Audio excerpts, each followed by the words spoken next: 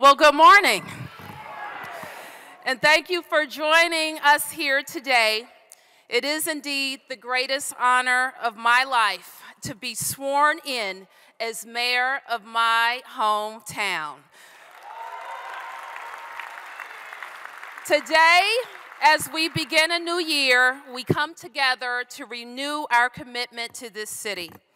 Grateful for God's love and mercy, knowing that we build on the work of generations of Washingtonians who have fought to make this city a great place to live, work, and raise a family. And knowing that now the responsibility is ours, knowing that we are Washington, D.C. It's a new day in Washington, a fresh start for all of our families that call D.C. home. It's a time to reinvent our government, making it better, more efficient, and dedicated to supporting all of our families.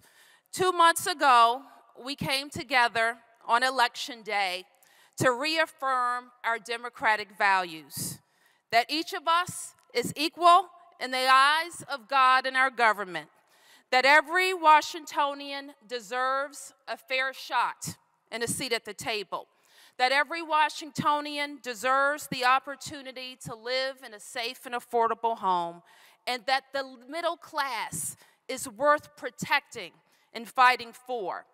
In this administration, a Bowser administration, we're going to fight for those values. Everybody knows by now that I'm Joan and Joe Bowser's youngest daughter.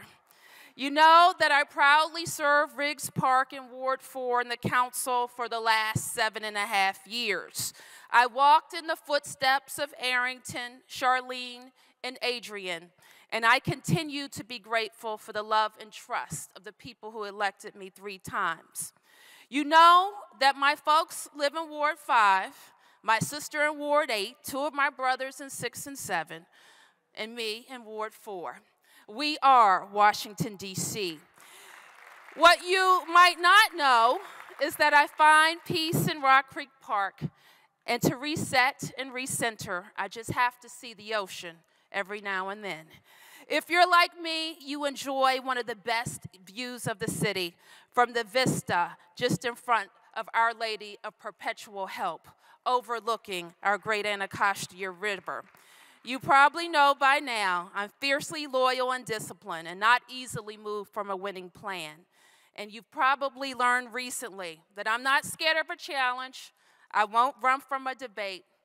Actually, I kind of enjoyed them. I tell anyone that I can find that I'm a native Washingtonian, not to divide us, but because I'm proud. I bet you don't know this, though. One of the single biggest surprises and delights of this campaign was the reaction I got from little girls, the 8-year-olds for sure. They watched me, they cheered me on, and they inspired me to keep pushing, to live up to their hopes and dreams. You probably know that there are a handful of women who run big cities. Stephanie Rawlings Blake from Baltimore is here with us today. Anise Parker and Aja Brown are among them as well. And today, because of you, I am one too. Thank you, Washington, D.C. When I look at our city, I see our promise and I see our great potential. And today, we inherit past successes and failures and overdue promises. But most of all, we inherit the great expectations of a deserving people. Today, we cannot and will not be satisfied with where we are, with the status quo. Today, our city, as much as we've progressed, we know that there are challenges to our progress. On day 1, I face a $250 million budget deficit when we walk in the door. We know that we have stalled projects that must get started again. We know that we have ballooning construction costs in some of our big priority projects and a shrinking borrowing capacity that will force us to make tough choices about our priorities. But we will confront our challenges head on, not tomorrow, but today and every day. So here's my promise. We will build a government that this city deserves. I am a steward of this government. This government is not just ours. It belongs to this generation and the next one and the one after that. So it's my charge to make it greener, healthier, safer, and more fiscally stable than we find it today. I am your voice.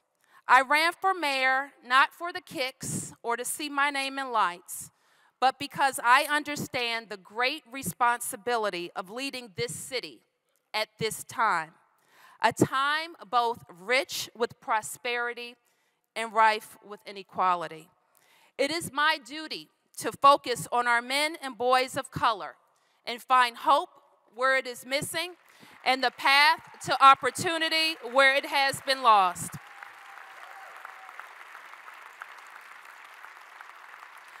I am accountable to you, the people who voted for me, and all of those whose support I've yet to earn.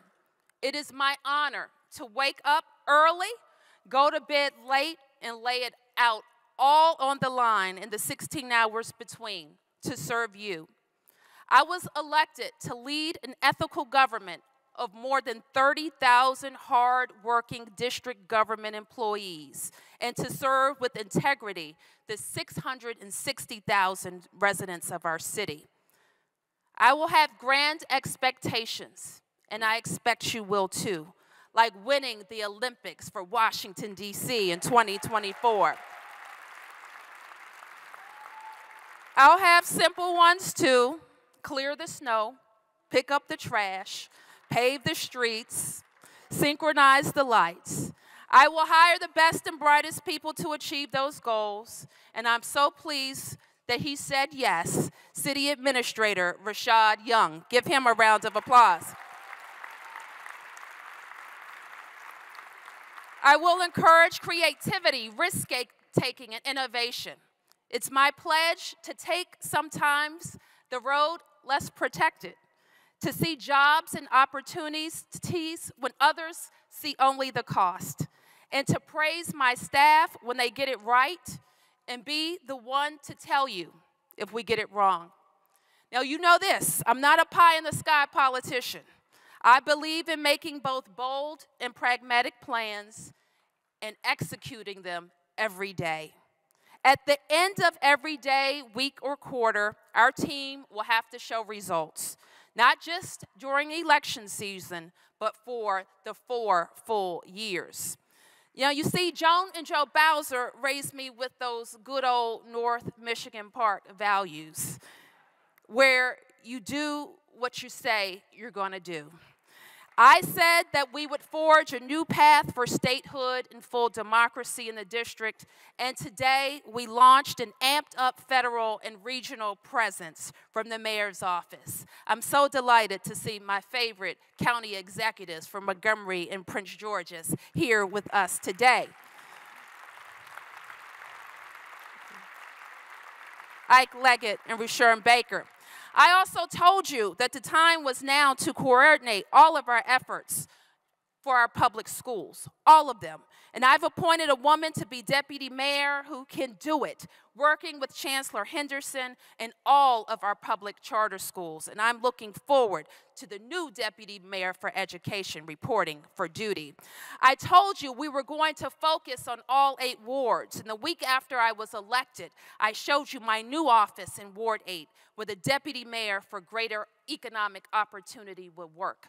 And Marion would like me to say, I know that he may not be here, but Ward 8, you are not forgotten. You will have my attention today and every day.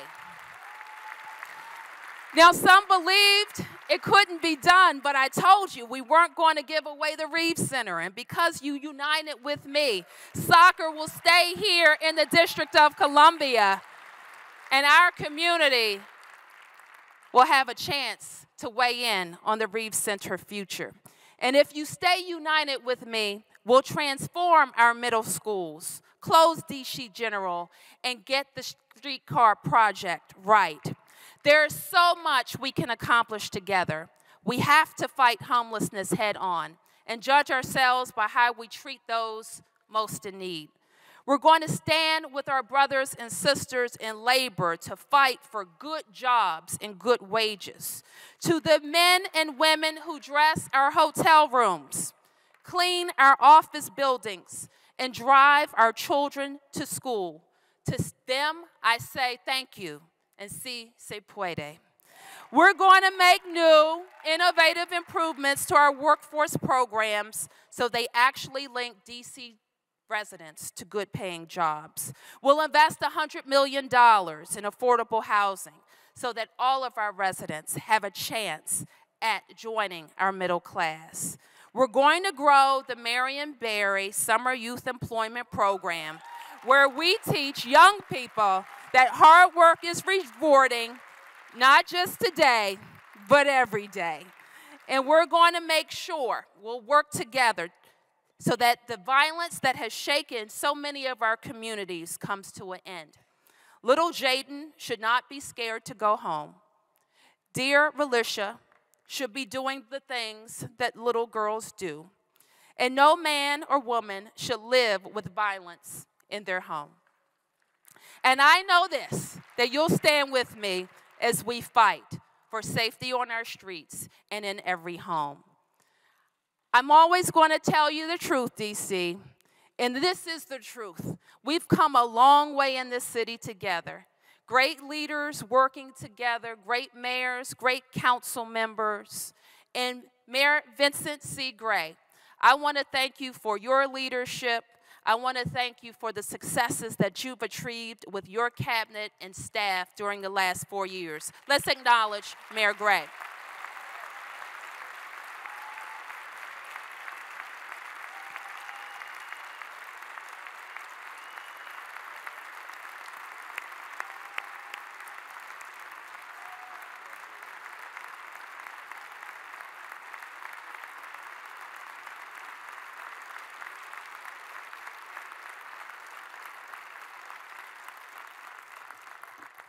So let's keep making Washington strong.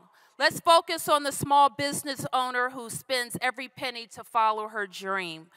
Let's focus on the police officers who protect and defend our communities and the activists who organize in peaceful protests. Let's focus on our senior citizens who, with their blood, sweat, and tears, brought us to this very day. Let's always remember our LGBT friends. While we have achieved marriage equality, we still have to fight for fair housing and employment in the District of Columbia for all. Let us remember our rich and wonderful history filled with the likes of Julius Hobson, Sterling Tucker, who's with us today, Marion Barry, Polly Shackelford, and our own freedom fighters, Frank Smith and Eleanor Holmes Norton. This is a rich history to be proud of. Let me commit today in front of my friends on the Council of the District of Columbia and you that I will be a collaborative mayor. I will respect the branches of this government and your will. I know that our future is tied with people like Phil Mendelson. He's a son of Ohio and an adopted son of ours. He was an ANC commissioner, council staffer, at-large council member, and now council chair. I look forward to my continued friendship with Phil in leading this city in the way that you would have us work together. I know that our future is also tied to our new elected Attorney General, Carl Racine, and the members of our courts who are the protectors of our laws and freedoms. Our future is with all of us because we are Washington, D.C. I have faith that we'll do it together with a lot of hard work. We will build a city worthy of this occasion and your great expectations. I'm ready to get to work. God bless the District of Columbia.